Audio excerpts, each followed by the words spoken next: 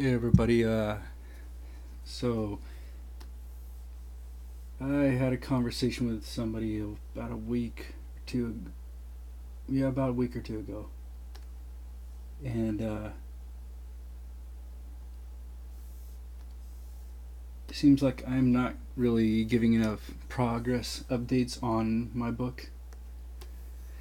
So, yeah, anyways, that's what this is.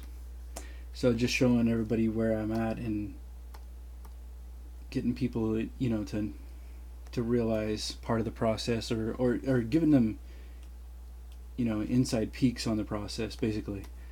So where I'm at right now is I'm flatting.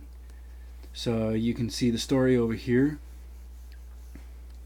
in my story editor mode, and I've got this much more to go until I'm on the last page, and it took me forever to get past the first 5 or 6 pages, and then I was advised to pick a color scheme, go with it, stop screwing around.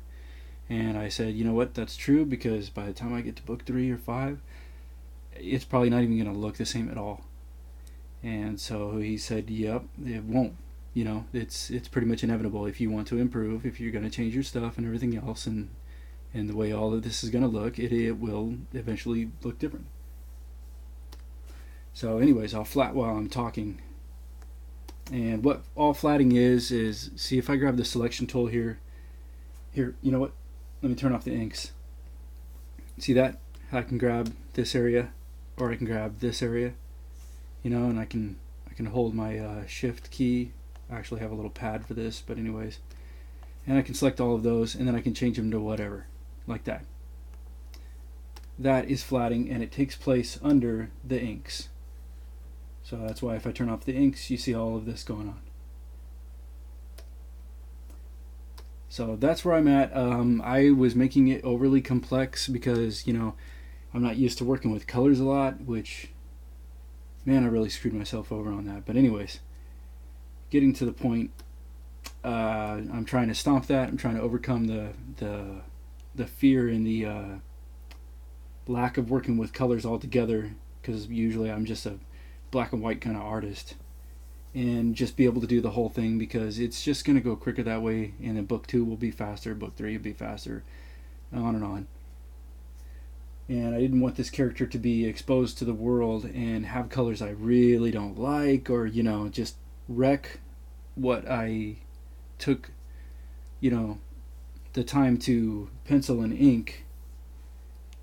It just destroy with bad colors. But you know what? Book 1's got to get done, period. So this is what it is. So yeah, I keep some of these pages open because sometimes I need to go back and grab, like if I have page 13 open for instance, I can go here and I can grab Bexva's eye color, I can grab Archivelian's eye color, I can grab Greater back here's color if I need to, or whatever. And these colors right now may not even be the ones I end up with. They're all roughly within the same color scheme, but I need something to fill the spot now, so that later on I can do like I was showing you with the selection tool, just be able to go in there, grab it, and go to town and change the color, and then keep moving forward. So alright, so I need to grab one of these guys here. I'm just going to do Archivelian because I've already got the color laid out for him here, and then he's right here again. Okay, so I'm going to choose his base color. Let me see. There we go.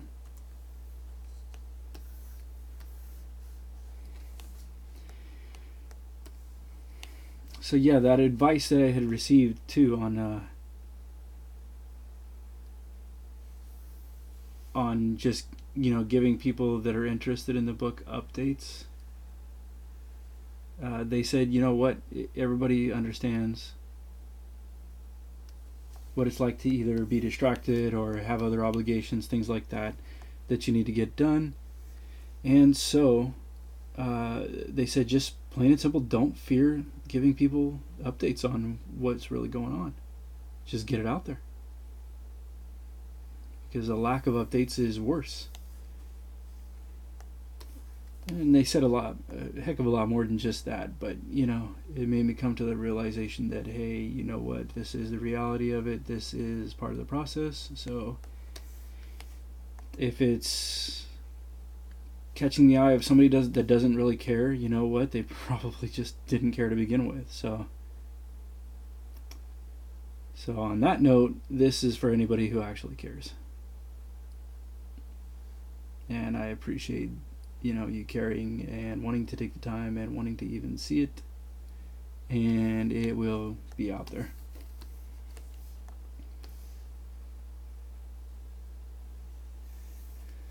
Okay, so what I'm doing is I grab the biggest portions that I can, give them all one color. That's why I'm just doing like huge loops, looping back around, because when I let go it'll snap to that previous point that I started. Like so. So yeah, once I get this totally filled in, I'll just hit my bucket and make sure I'm on the flats layer over here. And I'll hit my bucket and it'll fill that in. And then I'll show you what I do after that.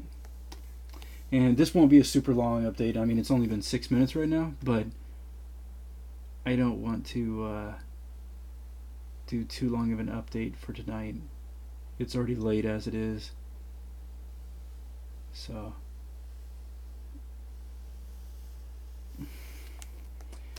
and I know some of this artwork, when I zoom in here, I mean, geez, I got like artifacts of, you know, little digital artifacts from where things had been erased and whatnot, but you know what, it's got to go out, the book's got to get done. So I could sit here and try to make this thing some kind of masterpiece, which, you know, it does have a goal for the story, but it is not supposed to be a magnus opus like my huge achievement in life. I mean, hopefully overall the whole story will be, but this is issue 1, you know what I mean? So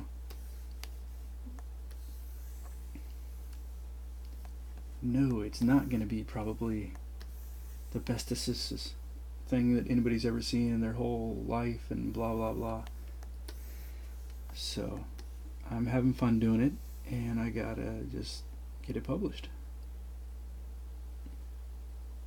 And yeah, I will be self-publishing this one.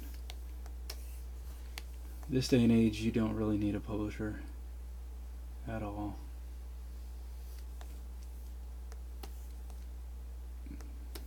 As a matter of fact, most publishers would cost you more money than they will be worth, as long as you're willing to go and do everything yourself, you know. I mean, if I was doing things on a more than 15,000 copy basis a month or something, I might look into getting some kind of help with that. I sure as heck wouldn't go to Diamond Distributors. Ugh. That's a sad mess. Diamond Distributors is a comic book distribution company that has essentially a monopoly on comics. And they're putting the comic book shops and whatnot through the ringer right now. Well, they have been for years, really. I mean, the requirements just to work with them is insane. I saw one guy that I follow on Facebook say that he had to pay because there was some kind of approval process that you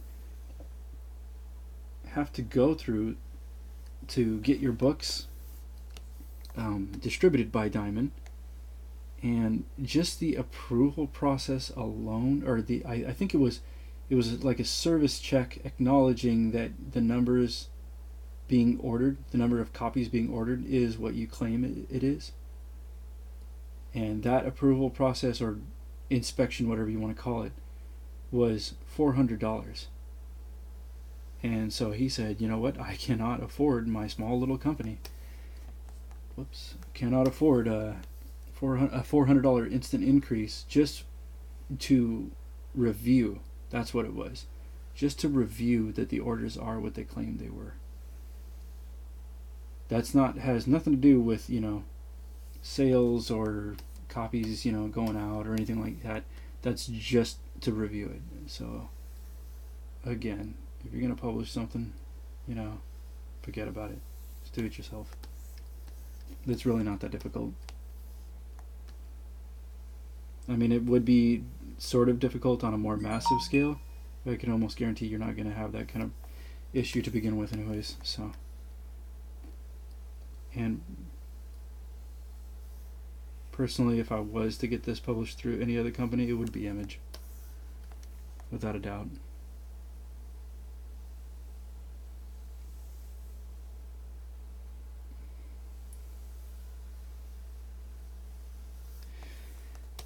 So, let me see how far along I am. Alright, moving right along actually.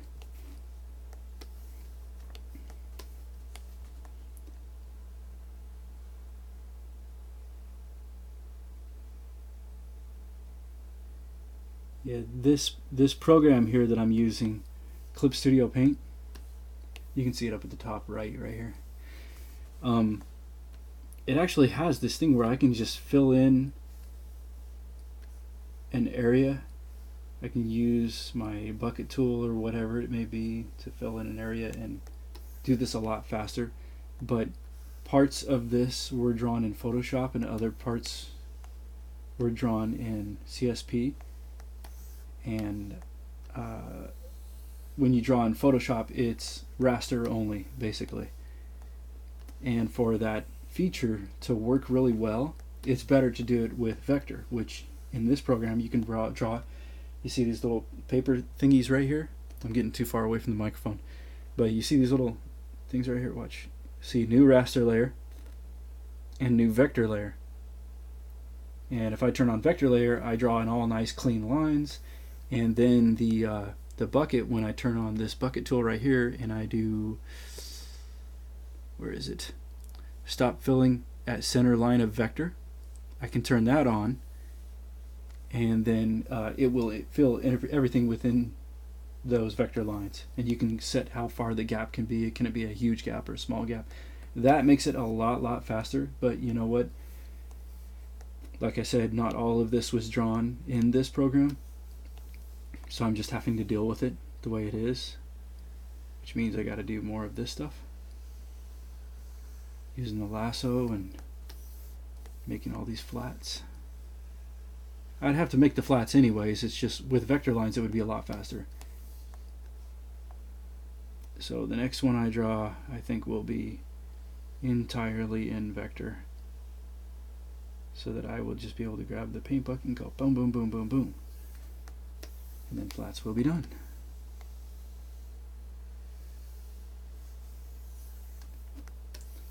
So yeah, the reason it's been stuck in this stage for me for so long, is because like I said, I was getting a hang on my colors.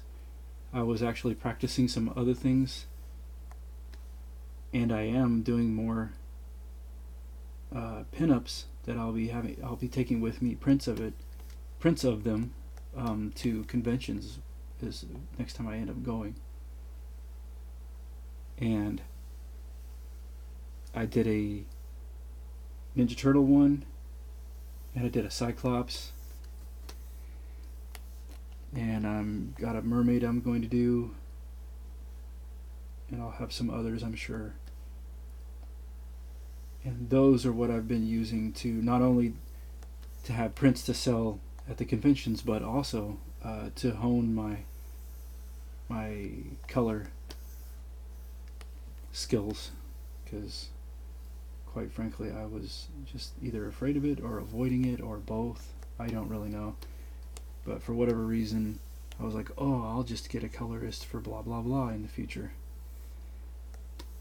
But I cannot do that. I cannot afford to pay somebody to do all those things. I found somebody who will flat it at a great price, but you know what? That adds up super quick when you're talking about a 27-page book. It's very high in the hundreds. So the answer to that is no. Do it yourself. Well, I got to do it myself, I should say.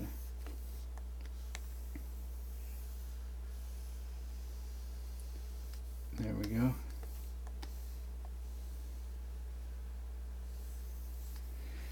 So yeah, if you're wondering like what's going on in these scenes here and whatnot, that's just too bad. You're gonna have to buy the book when it comes out and find out. One thing I can say is, you know, I'm always gonna have that fear of, oh my God, what are people gonna think of this? Are they just gonna like the art? They're gonna think the story's a big steaming pile. Like, you know what? That's too bad for my ego. My ego is just gonna have to eat it because I know that this story has a cool destination. I think it's got an awesome destination, actually. But if I don't even get past book one, what does that say about it? You know what I mean?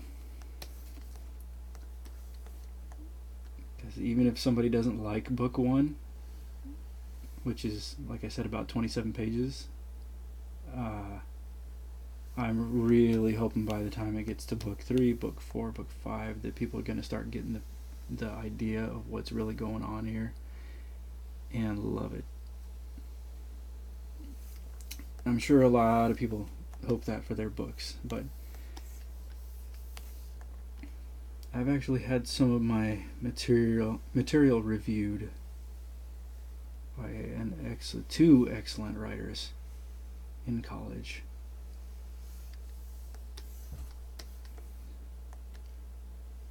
So I hope they're okay with me saying their names. But Tracy Seville and Catherine Mattingly, both very cool, very awesome, and great writers.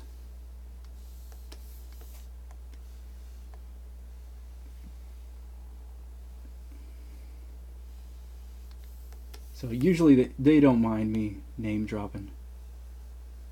I've asked before. They're totally fine by it. And yeah, so if you check out their stuff, you'll see exactly what I'm saying. But anyways, my point is that I'm not just spewing this stuff, you know, out for my own ego. They haven't read this story, but they've read a lot of the other stuff that I've written before. And they are both huge parts of what renewed my confidence in my writing ability and being able to put out a story that was worth anything at all. You know, I had given up some of this stuff for years. I was like, yep, never gonna be a writer, just don't have it.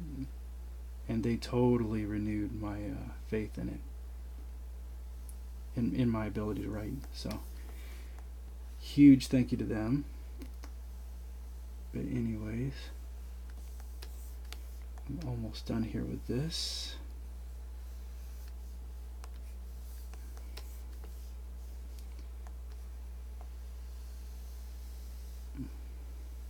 Yeah, I'm always so cautious about saying somebody's name when I'm recording something. I'm like, oh, are they gonna get mad?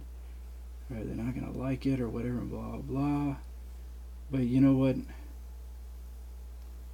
If I hold back, then I'm gonna feel like I can't talk freely, and then you guys are gonna be watching like a very quiet video.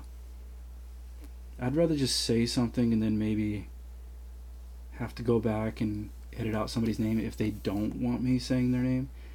But you know what? They're usually working on something anyways, and they want the cross promotion. That's why they don't mind. Like I said, I've talked to them before. They're cool with it.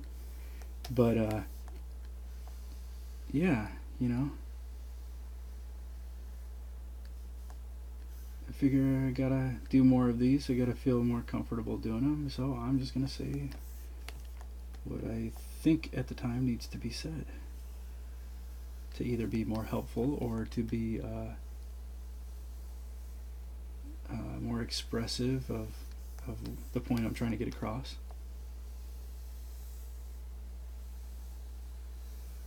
Oops, a little too far out there. Yeah, what I'm trying to do here is split the line. I'm trying to get to the center of the line as possible, because once I drop the other color in, if there's any little, like you see how this line right here is sort of fading and on each side, so if my line ends up like over here, you'll see like a color separation, like you'll see the background sky color and then you'll see the color of whatever this bow is, like that kind of thing. So, and I mean, on something that small, once it's actual comic page size, you won't really be able to tell. It's just, I'm zooming in so quickly and doing it down the center like this because this is literally faster for me.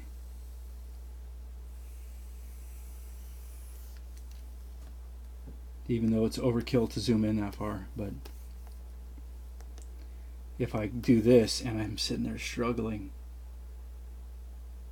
you know, to cut down the middle, and then I zoom in, oh, that's not too bad of a job actually right there, but yeah, anyways, I always have to double check myself and fix it all anyways. So you know what, I'd rather do it right the first time, zoom all the way in where I know I'm splitting the line, and then just keep going. Just goes a lot faster.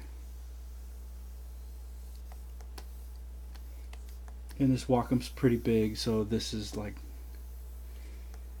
I don't know, I feel like I'm drawing lines on the side of a car or something.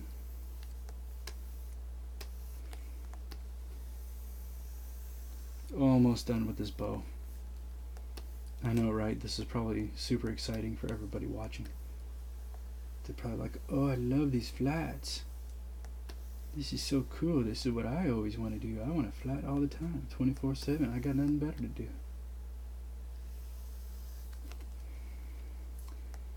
You know what? If you never want to see me do another flatting video again, just let me know.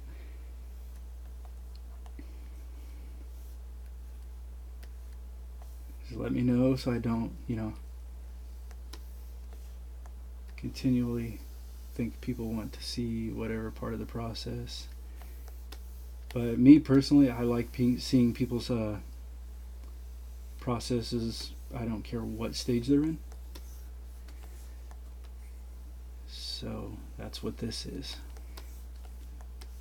This is update status. So yeah, anyways, this video is 22 minutes already. I was trying to cut it quicker than that, but you know what? At least it's not already at a half-hour mark, and I am almost done with this. So we're about to fill this in. Then I'll do it really quick. Actually, I can fill the rest of that in later. Yeah, that's not too much farther. So yeah, so okay, here is our Archivelian, right? I chose my color from one of the previous, or from this one right here. Let me double check, make sure. Yep, that's it. So I come over here, I hit the fill, and there he is. And this will be, I'll fill this in later. So now what I would do is, usually I would select it again. Right now all I did was do undo because I hit cancel right there. So I just hit undo. So usually what I would do is I would take my lasso and I would choose the other color, right? So this one. And then I would go over here and say I want to do his mask. If I don't want any of this other stuff, I have to cut this other stuff out. Everything that would remain gray or whatever. Wait a minute. His hand is actually still that teal turquoise color, so I'm not going to cut that out. I'm going to leave his hand, but I am going to cut out the rest of the face right here because this stuff is all grayish.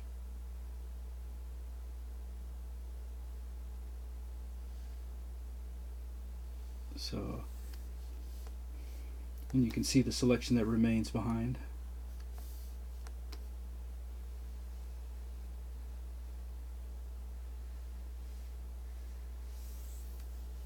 There we go. So now I'm just going to unselect everything else other than that right now, just so I can show what I'm doing and what I'm talking about.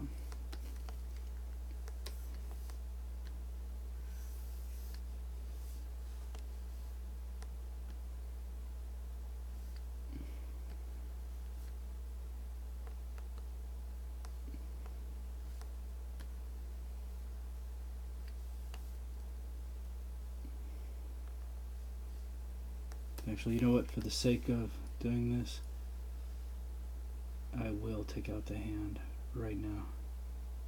I'll just put it back later.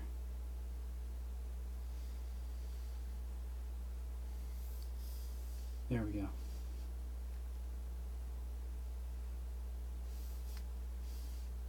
There. So, see, all I did was leave this selection. I cut away. I hit the minus or the Alt key. Plus adds in a little. Oops. Plus adds another little section. See, so I keep that selection and this selection, and then the minus takes away. So that's what I'm left with after I cut away all the other selection, and then I can fill that in.